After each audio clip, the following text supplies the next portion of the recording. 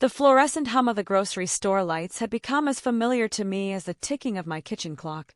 Every Tuesday afternoon, like clockwork, I would push my cart through the same aisles, buying the same items.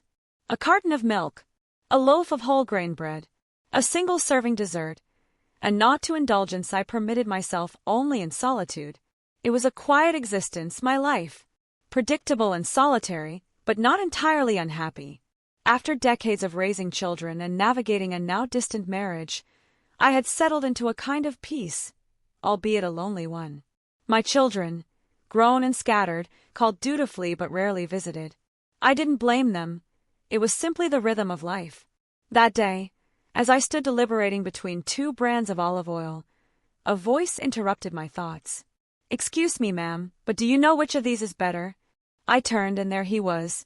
A man, perhaps in his late 20s or early 30s, holding a bottle of olive oil in each hand. He had a friendly, boyish smile that contrasted with the dark stubble on his jaw. His blue eyes held a spark, a curiosity that made me pause. "Oh," I stammered, startled. "I suppose it depends on what you're using it for. This one's better for cooking, and that one's better for salads." His face lit up. "Really? Thanks, I had no idea. I'm kind of new to this whole cooking for myself thing." I found myself smiling, caught off guard by the sincerity in his tone. "It gets easier with time," I offered, my voice gentler than I expected. "Good to know," he said, and then, as if suddenly realizing the imposition, he added, "Sorry for bothering you. I'll let you get back to your shopping." "No bother at all," I replied, feeling a warmth spread through me, unexpected and disarming. As he walked away, I found myself lingering in the aisle longer than necessary. For the first time in years, a simple moment had stirred something in me. It wasn't love, no, not yet, but it was a flicker of something I hadn't felt in far too long. A spark. The days after that fleeting exchange were a peculiar blend of calm and restlessness. I caught myself replaying the moment in my mind. His casual smile, the ease in his voice. It had been so long since anyone had genuinely sought my opinion, and something about it felt refreshing.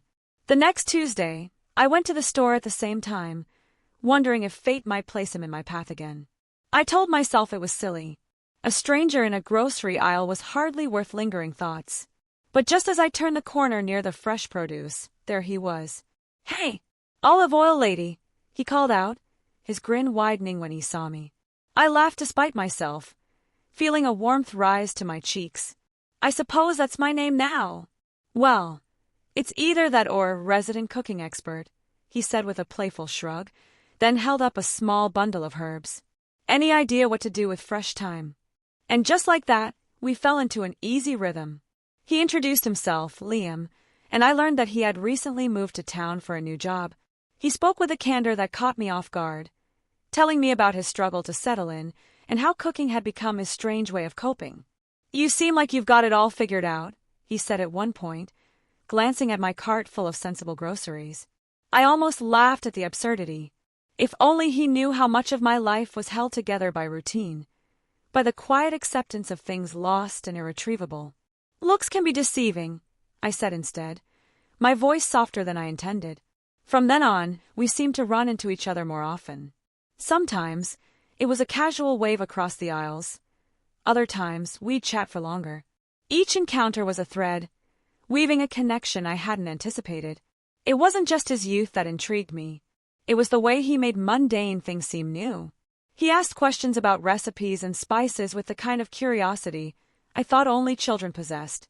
He told stories that made me laugh, and without realizing it, I found myself looking forward to those moments more than I wanted to admit. The grocery store, once a place of monotony, had become something else entirely. A space where my world, long shrunken by the passing years, began to expand again in the most unexpected way. It was on a rainy Thursday afternoon that I realized it. It came to me quietly, like the soft tapping of raindrops on the windowpane, an unexpected understanding that settled in my chest and left me breathless for a moment. I wasn't just enjoying his company. I wasn't merely appreciating his kindness or his genuine interest in my little nuggets of advice. I was drawn to him. Liam had invited me to join him for coffee after one of our chance encounters in the cereal aisle. "I know a great cafe nearby," he had said, his eyes hopeful yet a little shy. "I promise, no more cooking talk." I hesitated, feeling the weight of my years settle on my shoulders. A woman in her 50s, sitting across from a man so much younger, sipping coffee like it was any other casual outing. It felt wrong, but it also felt impossible to say no. And so I went. The cafe was small, warm, the kind of place that smelled like vanilla and old books. We settled into a quiet corner, our conversation flowing easily as it always did. At some point, as I spoke of my children, now scattered like autumn leaves, I noticed him watching me with an intensity that made my heart stutter. He seemed to hang on every word, not just as a polite listener, but as someone genuinely interested, perhaps even fascinated. It was in that moment that the realization hit me like a thunderclap in my mind. I wasn't just talking to him. I wasn't just sharing my life. I was enjoying it. And I wanted more. The thought was a jolt. My heart raced, a flutter of something deeper than friendship rising up, something unfamiliar and unnerving. He was younger, yes, but more than that, there was something about him, his laughter, the way his eyes lit up when he spoke, that made me feel alive in a way I hadn't in years. But then came the conflict. I tried to push it down, tried to convince myself that it was just an infatuation. He was kind, yes, and charming, but this could not be real, could it? My mind fought to suppress the growing feelings, but they lingered, persistent and undeniable. The unease turned to discomfort. What did this mean? What did I want from him, from myself? Could someone like me, older, with a life so entrenched in routine, truly be worthy of something like this? But as Liam smiled across the table, his laughter lighting up the space between us, I knew that I had crossed a threshold I couldn't uncross. The seed had been planted, and it was growing. The days that followed were a tangle of emotions, each one more confusing than the last. I would catch myself replaying moments with Liam, the way his hand brushed against mine as we reached for the sugar packet, the way he smiled as he spoke of his dreams, as if every word he said held a small piece of magic. But then doubt would rush in like a cold wave, dragging my thoughts back to reality. What was I thinking? A relationship with him, a man half my age, would be nothing short of scandalous, wouldn't it? People would talk. The judgment would be immediate, sharp and unforgiving. I tried to ignore it, to tell myself that these feelings would fade. But instead, they grew stronger, more consuming with each passing day. The familiar ache of loneliness began to feel like a distant memory. Now I was consumed by a new kind of ache, the kind that whispered of possibilities, of what could be. One evening, I found myself sitting at my kitchen table, the soft light of the lamp above casting long shadows on the walls. My mind was tangled in 1,000 thoughts, none of them making sense. I picked at my dinner absent-mindedly, the food cold and forgotten. My heart thudded in my chest, each beat more frantic than the last. What was I so afraid of? I asked myself, why did the thought of wanting him, of really wanting him, feel so terrifying? Perhaps it was the fear of rejection. What if he didn't feel the same? What if this was just a harmless friendship to him, something innocent that I was twisting into something more? But there was another, deeper fear. The fear of being seen as foolish, or worse, desperate. Society had always had its rules, its expectations of what love should look like at my age. Love was supposed to be something done, something relegated to the past, something left for the young. There was no room for a woman like me to fall for someone like him. Was there? I wanted to hide from my feelings, to suppress them the way I had so many things in my life. But deep down, I knew it was impossible. These feelings were not fleeting. They had settled into my bones, stirring something inside me I had long thought dormant. And still, despite all the doubt, despite all the fear, there was something else. A pull. A longing. I couldn't deny it anymore. The question wasn't whether I should feel this way. The question was whether I was brave enough to face it. It was on a Sunday afternoon, under a sky clouded with the promise of rain, that I found myself standing in front of my door, rehearsing the words I had never thought I'd say. My heart was pounding in my chest, nerves swirling like a storm. I had invited Liam over. It had started innocently enough. A conversation at the grocery store about his new job led to an invitation to grab coffee at my place. "I make a mean pot of tea," I'd said with a light-hearted chuckle, But behind the jest, there was something more, an urge to bring him closer, to share more of myself, to see if these feelings were real or simply born out of loneliness. Now, as I waited for the doorbell to ring, I questioned every decision. Was this too forward? Was I making a mistake? I was no longer the young woman who could let her heart run wild. I was cautious now, too aware of the way the world would judge me, too aware of the age gap that loomed between us like an insurmountable wall. But as the doorbell rang, and I heard his soft knock echo through the house, I realized I couldn't hide from this anymore. I opened the door to find him standing there, a little breathless, holding a bottle of wine in one hand and a nervous smile on his face. "I hope you like red," he said, his voice tinged with a bit of uncertainty. For a moment, neither of us spoke. I simply stared at him, my mind racing with 100 thoughts, and my heart fluttering with the anticipation of what this moment might mean. But then his smile softened, and the nervous energy between us seemed to dissolve. "I'm glad you came," I said, my voice barely above a whisper, feeling a vulnerability I hadn't felt in years. "I wouldn't miss it," he replied, stepping into my home, a warmth in his eyes that made my chest tighten. As we settled into my living room, I could feel the tension slowly slipping away. The wine, the gentle clink of glasses, the soft hum of the rain against the window. Everything felt intimate, familiar, but still new. I found myself looking at him more closely now, noticing the way his hand rested lightly on the back of the chair, the way he laughed at my half-hearted attempt at a joke. And with every word, every smile, I could feel the walls I had built around myself beginning to crack. The isolation, the self-doubt, all of it was starting to fade. He wasn't just a younger man. He was someone who saw me, truly saw me. For the first time in a long while, I felt something stir inside me that wasn't regret or fear. It was hope.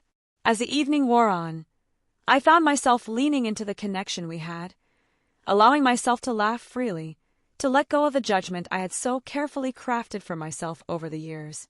Maybe I didn't have to be perfect. Maybe I didn't need to hide behind the mask of societal expectations. Maybe, just maybe, I deserved this. The evening ended too soon, the time slipping away unnoticed. When he stood to leave, I felt a twinge of something, sadness perhaps, or reluctance at the thought of him walking out the door. But before he left, he turned, and his gaze met mine in a way that made my heart leap. "This was nice," he said quietly. "Really nice." I smiled, the words that escaped my lips softer than I intended. It was, "Maybe we can do it again sometime." And for the first time in years, I allowed myself to believe that maybe, just maybe, this could be the start of something new. The next few days felt different, charged with an energy I hadn't experienced in so long. I caught myself thinking of Liam at the most unexpected times, while I watered the plants, as I sat in the quiet of my living room, or as I prepared a meal that felt too big for one person. His smile lingered in my thoughts, his laughter echoed in my memory, and each moment we had shared seemed to ripple through me, stirring feelings I hadn't allowed myself to entertain in years. We began to meet more frequently, though our interactions remained innocent on the surface. Coffee here, a walk in the park there. Yet with each meeting, the connection between us deepened, growing in ways that left me both elated and terrified. I began to notice the little things. The way he leaned in when he spoke, the way his fingers brushed mine when we walked side by side, the way his gaze lingered on me a moment too long. Each gesture, each glance, made my heart flutter, but it also made my stomach twist in knots. What did it mean? What was he expecting from me? What did I want? I couldn't push away the creeping fear of what others would think. I could already hear the whispers in the back of my mind. The judgment, the pity. The thought of being seen as a woman chasing something fleeting, something improper, gnawed at me. But then came the evening when all of it came to a head. We had agreed to meet at a small, intimate Italian restaurant on the edge of town. It was quiet, romantic in its simplicity, the kind of place that made you feel like you were the only two people in the world. And as we sat across from each other, the candlelight flickering softly between us, I realized that this moment, this quiet, shared space felt right. "I've been thinking," Liam said, his voice low, his eyes studying me with an intensity that made my breath catch. "About us, I mean." My pulse quickened, uncertainty flooding my veins. Was he going to pull away? Was this the moment where the age difference between us would be too much to overcome? But instead, he reached across the table, his fingers lightly brushing against mine. "I don't know how to explain this," he continued, his voice soft yet certain. "But there's something about you, something that makes me want to be near you, to learn more about you. I don't care about the age gap. I care about you." His words hung in the air between us, heavy with meaning. And for the first time, I allowed myself to breathe. "I don't know if I can do this," I whispered, the weight of my hesitation clear in my voice. "I don't know if I'm brave enough." He squeezed my hand gently, his touch grounding me. "You don't have to be. You just have to be honest. With me, with yourself." In that moment, something inside me shifted.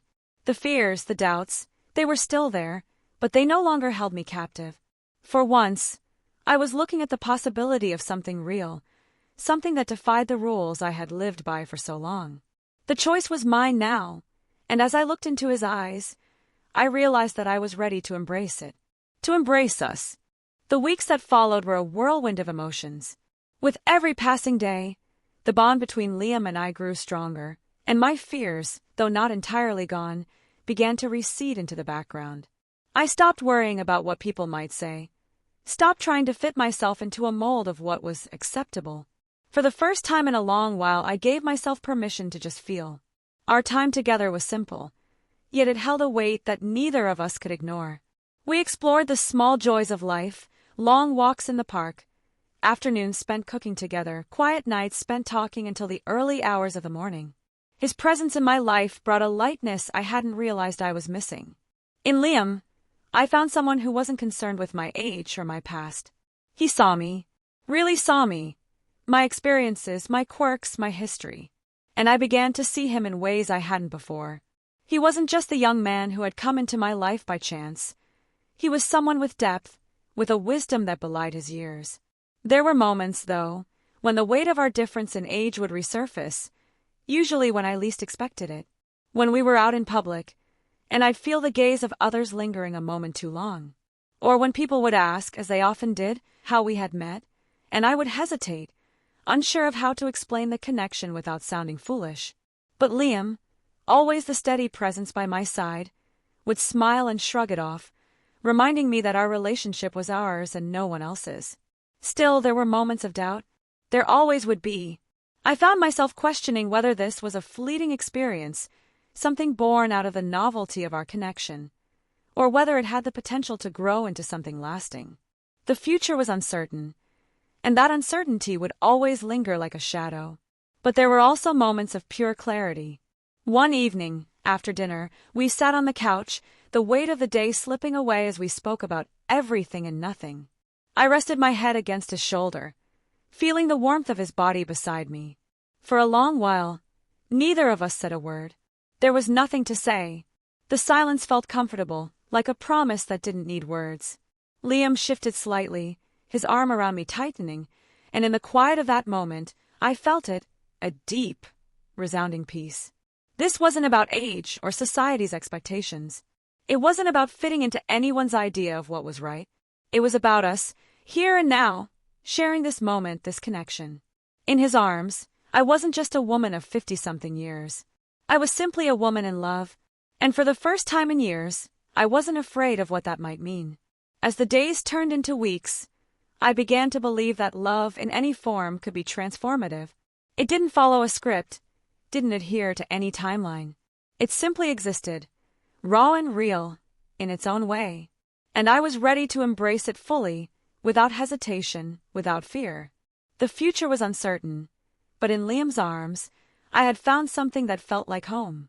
And that was enough. As the months passed, I found myself no longer concerned with the questions that had once plagued me about age, about what others thought, about whether this was a fleeting moment or something more. The doubts that once clouded my heart had been replaced by something stronger, more certain. I had learned to embrace the love that had unexpectedly blossomed between Liam and me, knowing that it didn't need anyone's approval to be real. One afternoon, we sat together in the park, watching the sunlight filter through the leaves, casting golden patterns on the ground. Our hands brushed occasionally, and each time, I felt the familiar spark of connection, the warmth of being close to someone who understood me in ways I hadn't thought possible. "Do you ever think about the future?" Liam asked, his voice low, his eyes on the horizon. "I mean with us?" I considered the question, taking in the calm of the moment, the simplicity of being together, and the complexity of the emotions that had become part of our relationship. It was strange, I realized, how often I had been afraid of what the future might hold. But now, looking at him, I knew that the future wasn't something to fear. It wasn't something to control. It was something to live. "I think about it sometimes," I replied softly, "but not in the way I used to. I don't worry about the years between us. I don't think about what anyone else might say. I think about how I feel when I'm with you. And that's enough." Liam smiled, and I saw the same warmth, the same understanding in his eyes that had first drawn me to him. "Yeah," he said, squeezing my hand. "Me too." And in that moment, I realized something I hadn't fully understood before, that love, at any stage of life, has the power to transform. It wasn't about the years we had or the years we didn't. It wasn't about the rules the world tried to impose. Love, true love, was about the connection between two people, the way they saw each other, and the way they chose to be with one another. I had spent so many years convincing myself that love was something for the young, something that had passed me by. But now I knew the truth. Love didn't care about age. It didn't care about time or expectations.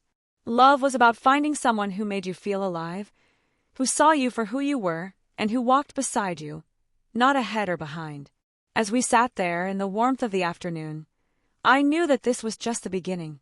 There was still much to learn, much to experience, but I wasn't afraid anymore. I had found something real, something beautiful, something that could only come when you let go of the fear of what others might think and allowed yourself to follow your heart. In the end, I understood that love doesn't have to follow the rules. It simply needs to be allowed to grow, in its own time, in its own way. And sometimes, it's when you least expect it, when you've convinced yourself that it's too late, that love comes rushing in, with all its light and wonder, proving that it's never too late to follow your heart.